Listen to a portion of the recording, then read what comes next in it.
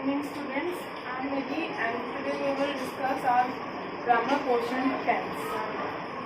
So in our previous video we have discovered or we have studied that what is tense and what are the three parts of tense, and we have started our very first tense, that is present indefinite tense, or you can also say present simple tense.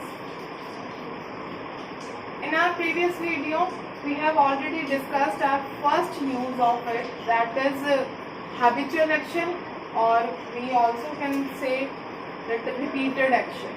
तो वो हमने पढ़ चुके थे. Now the second use of present indefinite tense is universal truth. See बेटा, what is universal truth?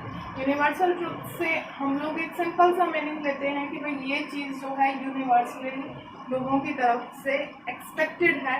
हाँ भाई, इस चीज़ को मानते हैं, ठीक है. उसमें अगर एक साफ शब्दों में बोला जाए तो पूरे वर्ल्ड में उनका एक ही व्यू रहता है.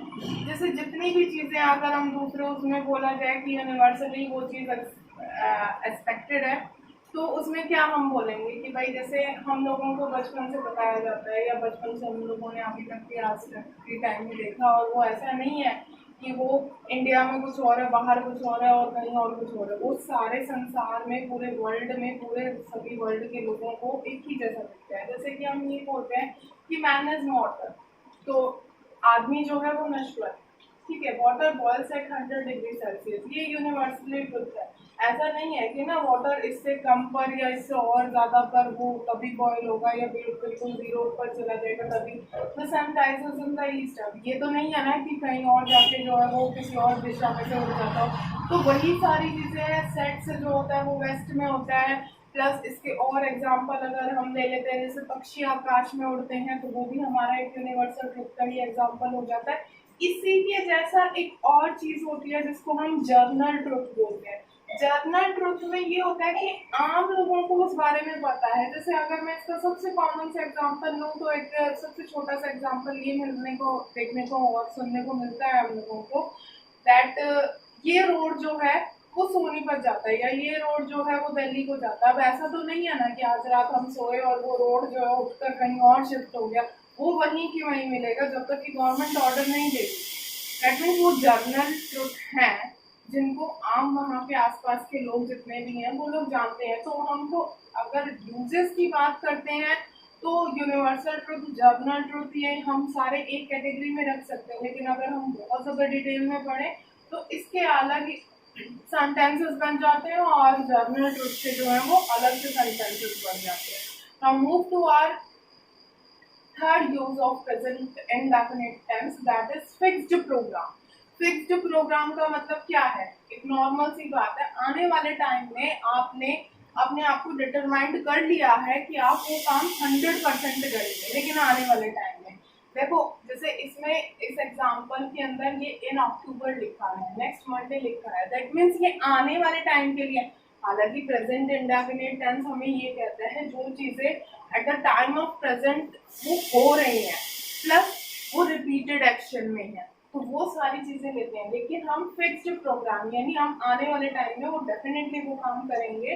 तो थोड़े बहुत इसमें फ्यूचर के रिमार्क्स भी हम लोगों को मिल जाते हैं, साइन मिल जाते हैं, बट ऐसा कुछ नहीं है. बट फिक्स्ड प्रोग्राम हमारे जितने भी होते हैं हम उसको प्रेजेंट इंडेफिनिट टेंस के अंदर ले सकते हैं. जैसे अगर हम फर्स्ट अपने इसकी तरफ देखते हैं, एग्जाम्पल की तरफ, द स्कूल रीओपन्स इन अक्टूबर में, यानी आने वाले अक्टूबर में. ये फिक्स्ड प्रोग्राम है हमारा, ठीक है. अभी तक का तो डिसाइडेड है, बाकी आगे पता नहीं कि वो नवंबर में खुल रहे हैं या दिसंबर में खुल रहे हैं. She leaves for Delhi next Monday, वो दिल्ली के लिए जाएगी नेक्स्ट मंडे. अब अगर हम इसका मीनिंग निकालते हैं ना, तो मीनिंग ऐसा निकल कर आ रहा है कि जैसे हम शायद फ्यूचर की बात कर रहे हो, बट ऐसा नहीं है.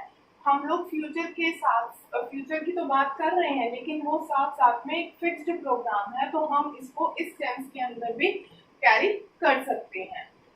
फोर्थ यूज मेरा कहता है कि अगर हेयर एंड देयर से मेरे सेंटेंस की स्टार्टिंग है तो मैं ज्यादातर उसमें वर्ब की फर्स्ट फॉर्म का यूज करती हूँ, जो क्या है, प्रेजेंट इंडेफिनिट टेंस का सिंबल है. प्रेजेंट इंडेफिनिट में प्लस एक और इसमें बात हमें देखने को मिलती है कि हेयर एंड देयर से स्टार्ट हो रहे हैं सेंटेंस, वो हमने को एक पहला साइन जो है वो मिल गया। लेकिन सेकंड इसमें एक और चीज होनी चाहिए कि इसमें एक एक्सक्लामेटरी साइन जो होता है ये भी जरूर मिलना चाहिए, एक्सक्लामेटरी साइन, ठीक है, तभी ये जाकर प्रेजेंट इंडेफिनिट टेंस को फुलफिल करते हैं उसके रिक्वायरमेंट को। Here comes the bus, here comes जो है ये कम कम केम कम, ये हमारी वर्ब की फॉर्म होती है, ठीक है। अब ये द बस है, द बस के अकॉर्डिंग इसमें एस और यस हमने कल जैसे लगाना सीखा था वो हमने लगा दिया। देयर गोज द बस, ये लो ये वो बस गई। तो वो सारी चीजें हैं जो हमने इस बात का ध्यान रखना है। ये आपको जब आप फिलअप की फॉर्म में आते हैं तो वहां पर आपको इन सारे पॉइंट्स को ध्यान रखना होता है, तभी जाकर आप इनको फिलअप वाली फॉर्म में कर पाते हैं।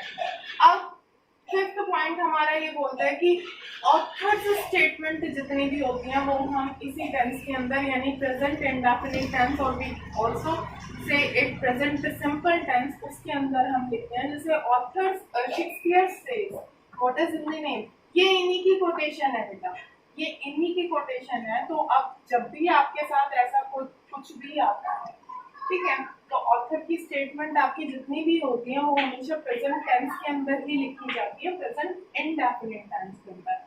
प्लस एक और एग्जांपल हम ऐसे ही देख लेते हैं, जैसे कीट्स है, ये भी हमारे बहुत फेमस पोएट हैं। Keats says a thing of beauty is a joy forever, ठीक है। तो ये सारी चीजें जो हैं हमारी टेंस के कौन से प्रेजेंट इंडेफिनिट टेंस के अंदर आती हैं। हम लोगों ने फर्स्ट हमने इसका यूज करा जो हमारा हैबिचुअल एक्शन था या जिसको हम रिपीटेड एक्शन भी बोल सकते हैं। सेकंड हमारा हो गया यूनिवर्सल ट्रुथ, ठीक है। थर्ड हमारा हो जाता है जिसमें कि हम जनरल ट्रुथ भी ले लेते हैं या इसको अलग अलग करके भी डिफाइन कर लेते हैं। बहुत सारे बुक्स में आपको ये दोनों इकट्ठे भी मिलते हैं, तो उसमें इतना वरी होने वाली बात नहीं है। थर्ड हमारा यूज हो जाता है फिक्स्ड प्रोग्राम। फिक्स्ड प्रोग्राम से रिलेटेड हमारा मतलब होता है आने वाले टाइम के लिए वो फिक्स्ड है, लेकिन हम उसको प्रेजेंट इंडेफिनिट टेंस में भी बना सकते हैं, तो ऐसी कोई प्रॉब्लम नहीं आती। नंबर फोर्थ पॉइंट हम लोगों का कहता है कि हेयर एंड देयर से जितने भी स्टार्ट होते हैं हमारे सेंटेंसेस, हम उन सेंटेंसेस को भी जो है हमेशा प्रेजेंट इंडेफिनिट अंदर के टेंस ही रखते हैं। और ऑथर स्टेटमेंट, ऑथर स्टेटमेंट में मैंने आपको बता दिया जितने भी हमारे ऑथर्स की स्टेटमेंट हो जाती है या ये सारी चीजें हो जाती हैं उसको भी हम इन्हीं सारी चीजों में रखते हैं।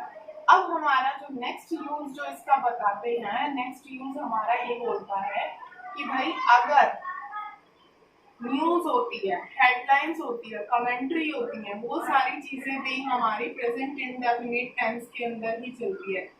कोई भी न्यूज़पेपर की आप हेडलाइंस देख लीजिए वो हमेशा जो है प्रेजेंट इंडेफिनिट टेंस के अंदर होंगी, कमेंट्री हो जाती है, ठीक है। वो सारी चीजें हमारी रेडियो में जितनी भी बातें बोली जाती है, टीवी पर, सीरियल्स में, ये सारी की सारी हमारी प्रेजेंट इंडेफिनिट टेंस के अंदर ही होती हैं। जैसे अगर मैं एग्जांपल लूं तो पीएम मोदी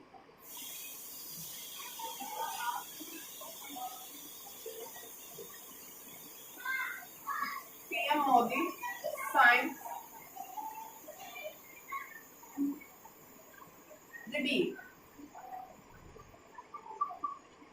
हमारा एक एग्जाम्पल है।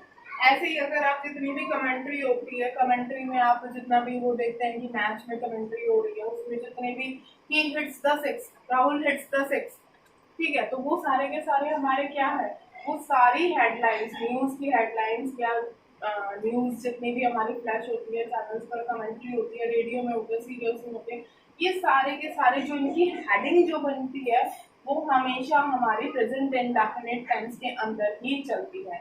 अब इसमें सबसे पहली बात तो आप लोगों को ये जाननी है कि इनकी फॉर्मेशन किस तरीके से हम लोगों को करनी होती है, ठीक है। अब इसके और भी यूज हैं कुछ, इसमें फिक्स्ड जो है वर्ब होती हैं जिनको आप जो मेंटल एक्टिविटी से रिलेटेड आप जितनी भी वर्ब ले सकते हैं वो सारी की सारी इसके अंदर आएंगी, वो भी उनकी भी बाकायदा आपको लिस्ट दे दी जाएगी कि वो वाली वर्ब जो है वो आप किसी और टेंस के अंदर, स्पेशली जो है आप कंटिन्यूस टेंस के अंदर नहीं ले जा सकते। जैसे अभी तो सिर्फ मैं एग्जांपल के लिए आप बता देती हूँ आपको दैट आई फील गुड, ठीक है। ये फील जो है, ये फील मेरी एक मेंटल एक्टिविटी से रिलेटेड वर्ब है, इसको अगर मैं कॉन्टिन्यूस में बनाने की कोशिश करूं तो ये मेरा सेंटेंस गलत हो जाएगा। आई एम फीलिंग गुड, नहीं, ये गलत हो जाएगा बेटा। ठीक है, तो ये बहुत सारी वर्ड्स ऐसे हैं, वर्ब्स ऐसी हैं जो मेंटल एक्टिविटी से रिलेटेड है। जैसे एक और है, I forgot your name, I forget your name, भाई मैं आपका नाम भूल रहा हूँ। ठीक है, अब इसका ये मतलब नहीं है, हिंदी में तो बेशक ये बात निकल रही है कि भाई मैं आपका नाम भूल रहा हूँ, लेकिन इंग्लिश में जब हम इसको ट्रांसलेट करते हैं ना, तो ये प्रेजेंट इंडेफिनिट टेंस के अंदर ही ट्रांसलेट होगी।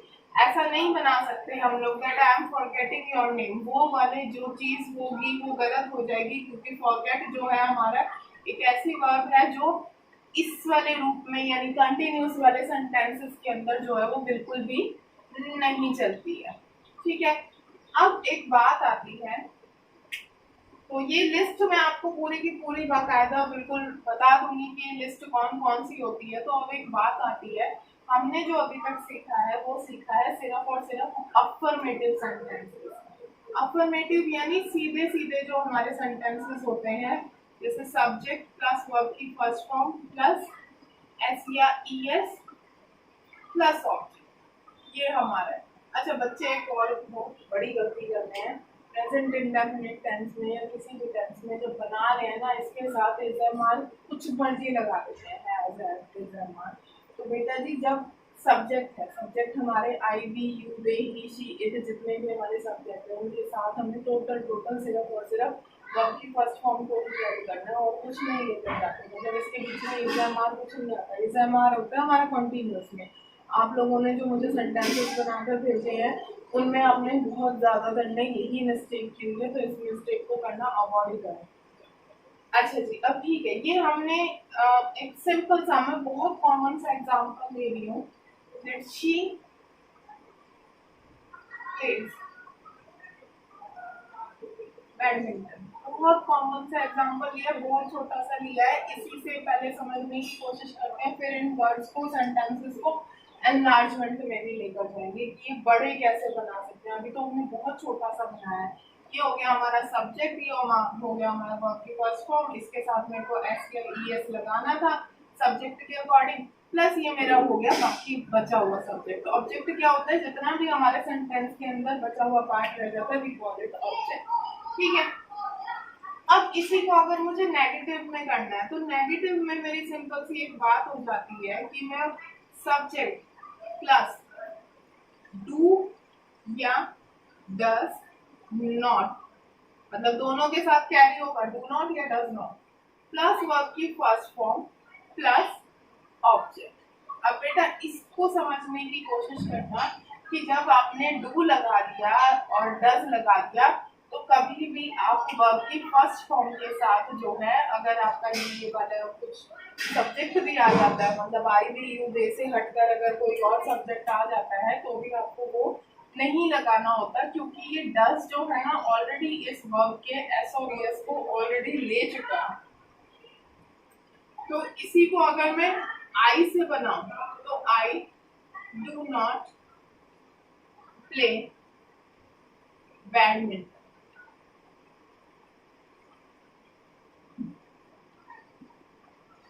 ओके, अगर शी से बनाते हैं तो she doesn't, we also contracted this form, तो वो डजंट में हम लोग बोलेंगे, ये डोंट हो जाएगा, शी डजंट प्ले बैडमिंटन।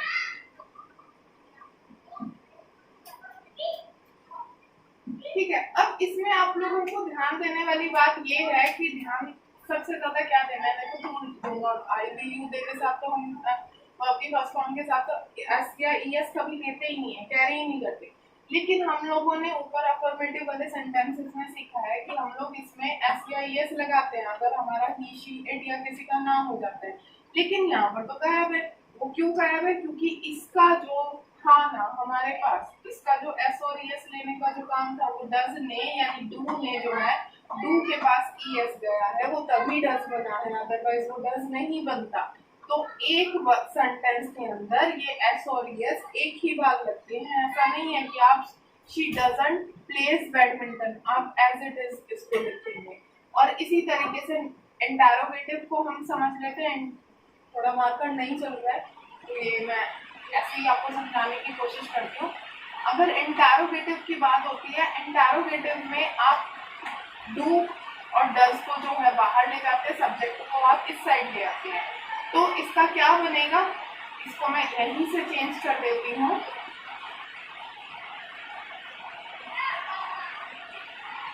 अगर इंटेरोगेटिव की बात आ जाती है तो ठीक है, डू आई प्ले बैडमिंटन और पीछे लग जाता है हमारा क्वेश्चन। तो यहाँ पर भी हमारा क्या हो जाएगा, डज शी प्ले बैडमिंटन, और ये हमारा लग गया क्वेश्चन।